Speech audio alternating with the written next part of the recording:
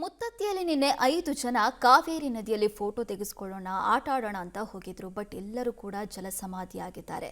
ನೀವೇ ಊಹೆ ಮಾಡಿ, ಒಂದೇ ಕುಟುಂಬದ 5 ಜನ ಮೃತಪಡ್ತಾರೆ ಅಂದ್ರೆ ಆ ಕುಟುಂಬದ ಪರಿಸ್ಥಿತಿ ಹೇಗಿರಬಹುದು ಅಂತ. ಇವತ್ತು ಕೂಡ ಮಂಡ್ಯದ ಮಿಮ್ಸ್ ಆಸ್ಪತ್ರೆಯಲ್ಲಿ ಮರಣೋತ್ತರ ಪರೀಕ್ಷೆ ನಡೆಸಿ ಮೃತದೇಹಗಳನ್ನು ಕುಟುಂಬಸ್ಥರಿಗೆ ಹಸ್ತಾಂತರ ಮಾಡಿದಾಗ ಅಲ್ಲಿದ್ದಂಥ ಆ ಆಕ್ರಂದನ, ಅಲ್ಲಿದ್ದಂಥ ಆ ನೋವು, ಅಲ್ಲಿದ್ದ ಎಲ್ಲರ ಕಣ್ಣನ್ನು ಕೂಡ ಒಂದು ಸಲ ತೇವಗೊಳಿಸಿತ್ತು. 5 ಜನ ಫೋಟೋ ತೆಗೆಸ್ಕೊಳ್ಳೋದಕ್ಕೆ ಅಂತ ಹೋದವರು ಜಲಸಮಾಧಿ ಆಗಿದ್ದಾರೆ. ಇನ್ನು ಅವರು ಆಟ ಆಡ್ತಾ ಇದ್ದಂಥ ಕೊನೆಯ ದೃಶ್ಯ ಕೂಡ ಲಭ್ಯ ಆಗಿದೆ. ಆ ಕುರಿತ ಡೀಟೇಲ್ಸ್ ಅನ್ನ ನೋಡ್ಕೊಂಡ್ಬರೋಣ. ಫೋಟೋ ಕ್ರೇಜ್ ಹಾರಿ ಹೋಯಿತು 5 ಪ್ರಾಣ ಪಕ್ಷಿ.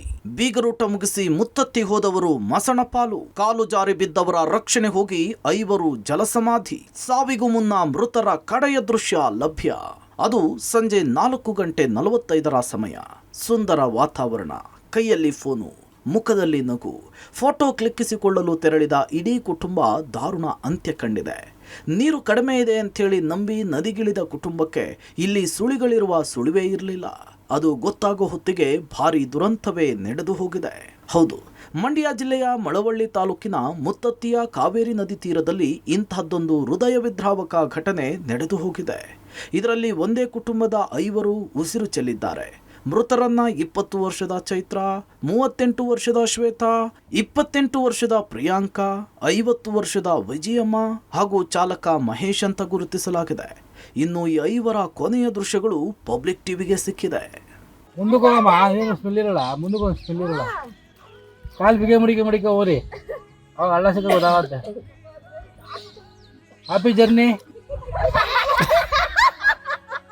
ಇನ್ನು ದುರಂತ ನಡೆದ ಘಟನೆಯಲ್ಲಿ ಪ್ರಾಣಾಪಾಯದಿಂದ ಪಾರಾಗಿದ್ದ ರವಿ ಕಣ್ಣೀರು ಹಾಕುತ್ತಲೇ ಈ ಘಟನೆಯನ್ನು ವಿವರಿಸಿದ್ದಾರೆ. ಬೆಂಗಳೂರಿನ ಕಬಾಳಿನಲ್ಲಿ ಬೀಗರೂಟವನ್ನು ಮುಗಿಸ್ಕೊಂಡು ಮುತ್ತತ್ತಿಗೆ ಹೋಗಿದ್ವಿ. ನಾನು ಸೇರಿದಂತೆ ಒಟ್ಟು 6 ಜನ ಕಾರ್ನಲ್ಲಿ ಪ್ರಯಾಣ ಮಾಡಿದ್ವಿ. ಕಾರು ಚಾಲಕ ಮಹೇಶ್ ನನ್ನ ಸ್ನೇಹಿತ. ನೀರಿನಲ್ಲಿ ಆಟವಾಡುವಾಗ ನನ್ನ ಅಕ್ಕ ವಿಜಯಮ್ಮ ಕಾಲು ಜಾರಿ ನೀರಿನಲ್ಲಿ ಮುಳುಗ್ತಾರೆ. ಅವರನ್ನು ರಕ್ಷಿಸುವುದಕ್ಕೆ ನನ್ನ ಪತ್ನಿ ಶ್ವೇತಾ, ಮಗಳು ಚೈತ್ರ, ಅಕ್ಕನ ಮಗಳು ಪ್ರಿಯಾಂಕಾ ಪ್ರಯತ್ನಿಸ್ತಾರೆ. ಆದರೆ ಎಲ್ಲರೂ ನೀರಿನಲ್ಲಿ ಮುಳುಗಿದ್ರು. ಇನ್ನು ಅವರನ್ನು ರಕ್ಷಿಸಲು ಹೋಗಿ ಮಹೇಶ್ ಕೂಡ ಮುಳುಗಿದ್ರು. ನಾನು ರಕ್ಷಿಸಲು ಹೋದಾಗ ಸ್ಥಳೀಯರು ನನ್ನನ್ನು ರಕ್ಷಿಸಿದ್ರು ಅಂತ ಹೇಳಿದ್ದಾರೆ. ಕಾವೇರಿ ನದಿಯಲ್ಲಿ ಹೋಗಿ ಪೂಜೆ ಮಾಡಿ ಮುಖ ತೊಳಿಕ್ ಹೋಗಿ ಕಾಲು ಜಾರಿ ಹಂಗೆ ಆಟ ಆಡ್ತಾ ಕಾಲು ಜಾರಿ ಬಿದ್ದು ಅದೇ ಬಿದ್ದೋದ್ರಲ್ಲ. ಆವಾಗ ನಮ್ಮ ಫ್ರೆಂಡ್ ಕಾರ್ ಡ್ರೈವರು ಎಳಕ್ಕೆ ಹೋದಾಗ ಹಿಂದೆ ನಾನು ಮುಳುಗ್ಬಿಟ್ಟಿದ್ದೆ. ಆಮೇಲೆ ಯಾರೋ ಬಂದು ಹೇಳಿದ್ರು, ನಾನು ಬದುಕೊಂಡು ಇದ್ದವರೆಲ್ಲನೂ ಎಳಿಕ್ ಹಾಕ್ದೋಯ್ತು. ಪೂಜೆ ಮಾಡ್ಬಿಟ್ಟು ಹೋಗಿ ಅಲ್ಲಿ ಆಟ ಆಡ್ತಿದ್ರು. ಆವಾಗ ನಮ್ಮ ಅಕ್ಕ ಚಿಕ್ಕ ಅಕ್ಕ ಜಾರ್ ಬಿದ್ದುಬಿಟ್ರು. ಅವ್ರು ಬಿದ್ದು ಅಂದ್ಬಿಟ್ಟು ನಮ್ಮ ವೈಫ್ ಎಳಕ್ಕೆ ಹೋದ್ರು. ಇವರಿಬ್ರು ಎಳ್ಕೋಕ್ ಹೋದ್ರಲ್ಲ. ಆಮೇಲೆ ಇವ್ರಿಗೆ ಆಗಿಲ್ಲ. ಆಮೇಲೆ ನಮ್ಮ ಫ್ರೆಂಡ್ ಇದ್ರಲ್ಲ ಮಹೇಶ್ ಹೋಗು ಅಂದ್ಬಿಟ್ಟು ಹೋದೆ.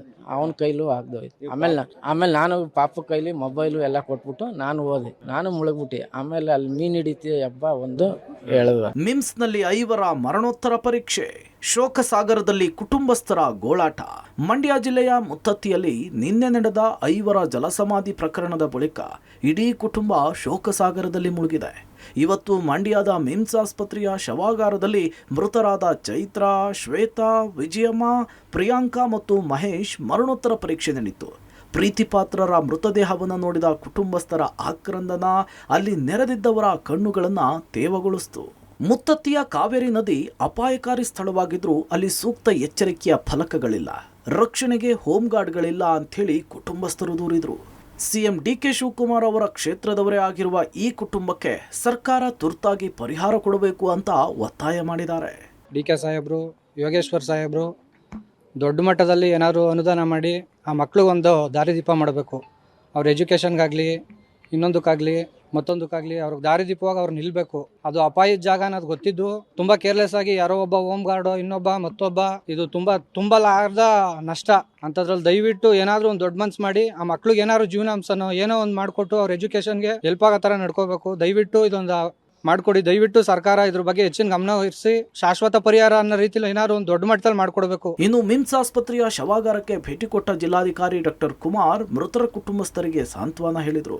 ಇದೊಂದು ಅಚಾತುರ್ಯ ಘಟನೆ. ಸಾರ್ವಜನಿಕರು ನದಿಯ ಆಳದ ಅರಿವಿಲ್ಲದೆ ಇಳಿಬಾರದು. ಪರಿಹಾರಕ್ಕಾಗಿ ಸರ್ಕಾರಕ್ಕೆ ವರದಿ ಸಲ್ಲಿಸುತ್ತೇವೆ. ಮುಂದೆ ಇಂತಹ ಘಟನೆಗಳು ಮರುಕಳಿಸದಂತೆ ಎಚ್ಚರಿಕೆಯ ಕ್ರಮವನ್ನು ತೆಗೆದುಕೊಳ್ತೇವೆ ಅಂತ ಹೇಳಿದ್ದಾರೆ. ಕಾವೇರಿ ಜಲಾನಯನದ ಒಂದು ನದಿ ತೀರದಲ್ಲಿ ಅವರು ನೀರಿಗೆ ಇಳಿದು ಫೋಟೋವನ್ನು ತೆಗೆದುಕೊಳ್ಳಿಕ್ಕೆ ಹೋದಂಥ ಸಂದರ್ಭದಲ್ಲಿ ಒಂದು ಅಚಾತುರ್ಯವಾಗಿ ಘಟನೆ ನಡೆದಿರತಕ್ಕಂಥದ್ದು.